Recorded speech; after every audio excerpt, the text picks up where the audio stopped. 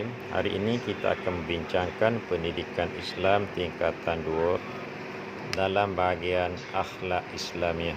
Ajaran 24 iaitu malu perisai iman. Di dalam tajuk ini antara perkara yang dibincangkan ialah penilaian at-ta'rif ataupun maksud malu. Jadi malu dibincangkan pada bahasa dan juga pada istilah. Jadi kalau pada bahasa maknanya kembali kepada perasaan fitrah dan rasa segan. Manakala istilah merasa aib atau perasaan tidak selesa untuk melakukan sesuatu yang buruk kerana tidak mahu dihina. Buku ini juga membicarakan tentang dalil yang berkaitan dengan perlunya kita mempunyai sifat malu berdasarkan kepada Quran dan juga berdasarkan hadis Nabi sallallahu alaihi wasallam. Nabi bersabda, "Inna likulli dinin khuluqan wa khuluqul islami al-haya'u." Mana sesungguhnya bagi setiap agama itu ada akhlak. Dan akhlak Islam adalah malu. Ini menunjukkan kita perlu adanya sifat malu. Pengarang ini membawa dua dalil lagi daripada hadis Nabi sallallahu alaihi wasallam, iaitu inna minal haya'i waqaran wa inna minal haya'i sakinatun. Sesungguhnya orang yang punya sifat malu ada kemuliaan dan ketenangan jiwa. Begitu juga hadis yang ketiga, iza lam tastahi fasna ma syi'ta. Apabila kamu tidak ada perasaan malu, buatlah apa kamu suka. Jadi hadis ini menunjukkan bahawa sifat malu merupakan cerminan maruah diri seseorang. Jadi jika seseorang itu telah hilang malu, maka hilanglah maruah diri dan akan melakukan dosa.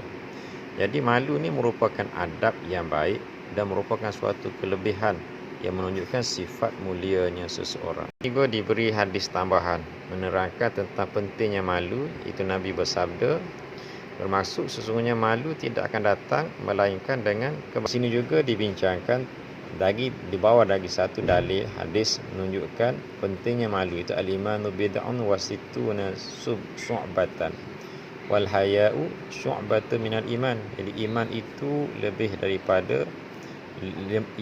lebih 60 cabang dan malu sebahagian daripada cabang iman. Di sini dibawakan contoh sifat malu Rasulullah sallallahu alaihi wasallam. Itu Rasulullah sallallahu alaihi wasallam ni malu hingga mendorong beliau melakukan ibadat kepada Allah kerana malukan kepada Allah. Dan juga sifat malu adalah merupakan sifat yang dituntut. Apakah sifat malu yang dituntut tersebut? Diterangkan maksud malu yang dikehendaki ialah malu melakukan perkara maksiat dan haram. Kemudian malu melanggar perintah Allah, malu meninggalkan perkara sunat, malu melakukan perkara makruh. Itulah di antara sifat malu yang dituntut. Di sini dibincangkan pula sifat malu yang dilarang. Jadi antara sifat malu yang dilarang ini ialah malu belajar. Malu belajar itu malu berada di hadapan kelas contohnya. Kemudian malu melakukan perintah agama, contohnya malu menjadi imam solat. Kemudian ketiga, malu melakukan kebaikan, contohnya malu bertanya. Jadi di antara tiga contoh sifat malu yang dilarang atau yang tidak dikehendaki dalam Islam. Tajuk sebenarnya hubungan sifat malu dengan iman. Apa hubungan dia? Jadi di sini penulis menerangkan bahawa orang beriman ni akan malu untuk melakukan larangan Allah dan juga meninggalkan suruhannya. Dan juga hadis Nabi sallallahu alaihi wasallam, malu itu sebahagian daripada iman. Jadi berdasarkan hadis ini kita akan faham bahawa tahap iman seseorang itu berkait rapat dengan sifat malu. Malu yang dimaksudkan ialah malu yang menepati kehendak syarak dan membawa kebaikan. Jadi orang yang beriman sentiasa malu untuk melakukan larangan Allah dan meninggalkan suruhannya. Sebaliknya orang yang tidak ada sifat malu akan melakukan maksiat tanpa segan silu. Oleh itu keimanan dan ketaatan seseorang itu berkait rapat dengan sifat malu, yakni jika sekiranya sifat malunya kepada Allah Ta'ala itu tinggi, maka dia akan menjadi orang yang baik melakukan ibadat kepada Allah Ta'ala dan meninggalkan larangan. Kepentingan sifat malu. Kenapa kita perlu adanya sifat malu? Jadi di sini pengarang buku ni telah memberi beberapa kepentingan sifat malu. Antaranya yang pertama, sifat malu ni merupakan benteng keimanan, yang mana orang yang malu akan menjaga maruah diri daripada terjebak dengan gejala tidak bermoral. Yang kedua, orang malu ni akan berlumba-lumba mentaati perintah Allah dan Rasul serta mengharapkan redha Allah. Orang yang bersifat malu juga akan malu melakukan maksiat kerana takut dan segan kepada Allah yang Maha melihat. Contohnya, berdua-duaan antara lelaki dan perempuan dan bukan mahram. Kerana ini 1, 2 kita dah saya sebut tadi, 3 dan yang keempatnya ialah sifat malu. Seseorang akan menyerlahkan kecantikan akhlak dan kemuliaan insan.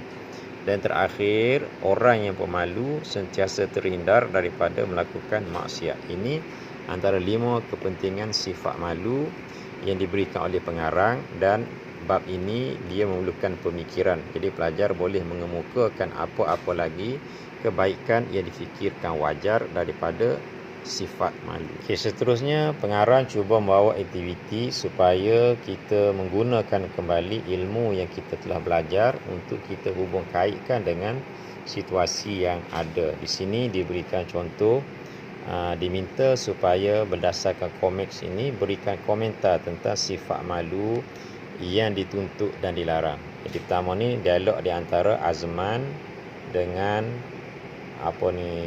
Azman. Jadi Azman, dia kawan tu tanya, dia kata pertanyaan nombor 1 tu, petang ini kita pergi ke pasar, kita pergi solat maghrib di masjid. Jadi apa jawapan dia?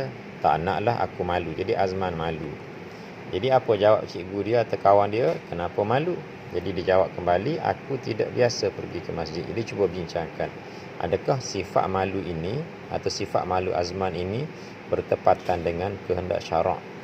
Dan yang keduanya, pengarang cuba kita bincang mengenai kisah Nabi Syuaib alaihissalam, iaitu bincangkan bentuk pergaulan yang boleh dilakukan dan yang perlu dijauhi. Jadi yang ni memerlukan pelajar menggoogle atau study dulu apa yang dimasukkan dengan kisah anak Nabi Syuaib. Itu berkaitan dengan peristiwa Nabi Musa yang berpindah daripada ataupun yang keluar daripada Mesir pergi ke Madian, berjumpa dengan anak Nabi Syuaib ketika